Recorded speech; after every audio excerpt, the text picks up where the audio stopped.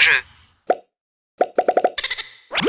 Je vous présente les derniers jeux qu'on a essayés. On commence avec Bureau of Investigation. C'est un jeu, en fait, les parties c'est environ 90 minutes pour 14 ans et plus.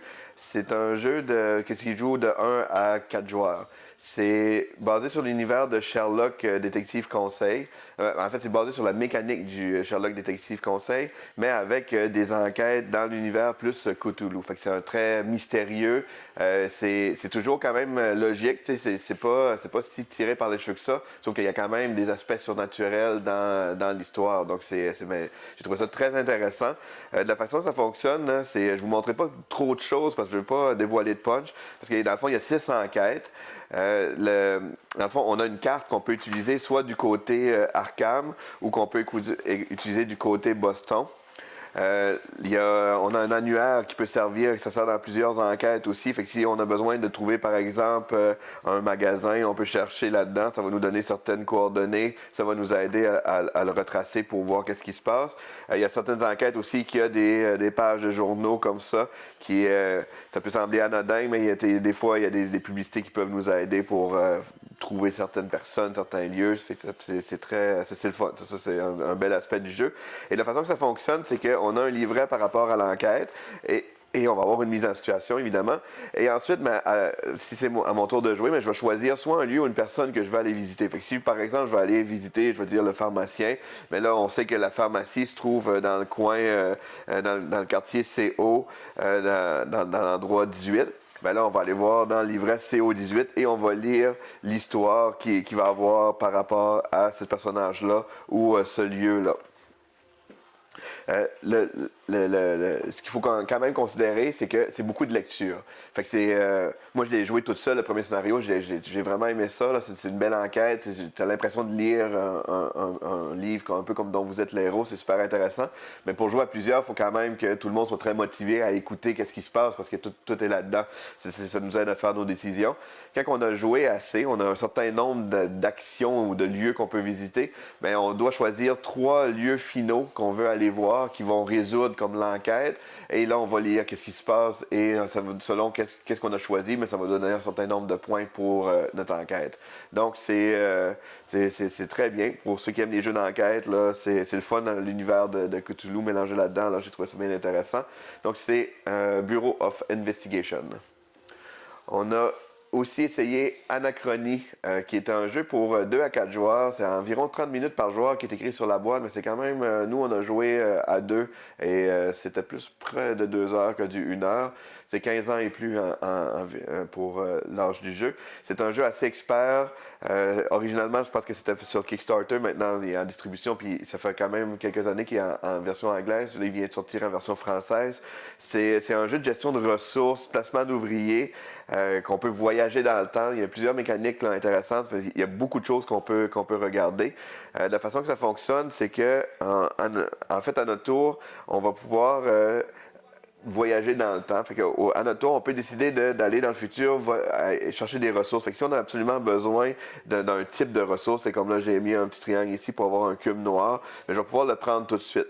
L'affaire, c'est que le joueur qui a mis le plus d'anomalies, qui a été chercher le plus de ressources dans le futur, ben, ça va lui donner en fait, c'est lui qui va débalancer un peu l'espace-temps. Fait qu'il va lancer un dé, puis selon s'il y a 1, 2 ou 0, mais c'est des triangles comme ça qu'on va placer sur notre jeu pour représenter les anomalies. Si on a trop d'anomalies, on fait une faille temporelle, puis là, c'est une tuile qu'on va mettre sur un espace de notre vaisseau qui est un peu plus négatif. Là. Sauf que on peut toujours retourner dans le passé pour rembourser nos dus. On peut toujours payer des ressources pour corriger les failles temporelles. Fait que tout est gérable, c'est rien qui est permanent. Sinon, pour le fonctionnement général, c'est que, comme je disais, c'est du placement d'ouvriers, gestion de ressources. On a des ouvriers qui, quand on les utilise, ils se fatiguent. On peut utiliser des actions ou des ressources pour les reposer, pour s'en servir, pour faire plus d'actions. On a un espace sur notre plateau personnel qu'on peut aller faire travailler nos ouvriers pour donner des ressources puis tout ça. Mais à la base, le plateau est vide, est assez vide. Il y a peu d'actions qu'on peut faire. Fait qu'il va falloir utiliser nos exosquelettes qu'on peut utiliser. Fait qu'on a une phase du jeu qui nous permet de recharger le nombre d'exosquelettes qu'on veut. selon les ressources qu'on peut payer. Ensuite, on peut utiliser ces exosquelettes-là pour envoyer nos ouvriers travailler sur le plateau central. Donc, on peut les apporter pour faire plusieurs types d'actions, comme aller chercher d'autres types d'ouvriers, aller chercher chercher des ouvriers, chercher des ressources, faire des actions de construction. Les constructions, c'est les tuiles ici qu'on peut prendre pour aller mettre sur notre plateau, pour nous donner plus d'options par rapport à nos stratégies qu'on veut faire. Ça nous aide à nous déplacer dans l'espace-temps. Parce que quand on se dépasse l'espace-temps, c'est pas seulement non plus pour aller chercher nécessairement des ressources, mais si au fil du temps, on a des objectifs qu'on n'a pas réussi à faire, on peut retourner dans le passé pour les faire. Ça nous donne plus de points aussi, c'est vraiment le fun. Au début de la partie, le plateau il est comme ça. Mais quand on arrive après un certain nombre de tours, on a une catastrophe. Et là, il y a de nouvelles actions qui sont disponibles. Ça modifie un peu notre plateau personnel aussi. Donc, c'est ça, il y a énormément de choses à regarder. Il se passe beaucoup de choses sur le plateau. Il y a des objectifs qu'on peut de fin de partie qui changent à toutes les parties. Chaque joueur a ses objectifs personnels aussi pour faire des points. Fait que c'est quand même un jeu assez expert parce qu'il y a beaucoup de choses à planifier et à regarder. Mais c'est un bon jeu dans le domaine. Ah oui, puis j'ai oublié de montrer, il y a ceux qui aiment côté figurines aussi, il y a un pack de figurines qu'on peut acheter. Fait qu'au lieu d'utiliser les exosquelettes, les tuiles en carton, mais c'est des figurines qu'on va utiliser puis qu'on peut mettre les personnages directement dessus. Donc ça rajoute beaucoup à l'immersion du jeu. Donc c'est un bel ajout au jeu. On a aussi essayé Extinction, qui est un jeu pour 1 à 5 joueurs. Les parties environ 75 minutes pour 10 ans et plus. C'est un jeu coopératif familial avec une thématique très environnementale.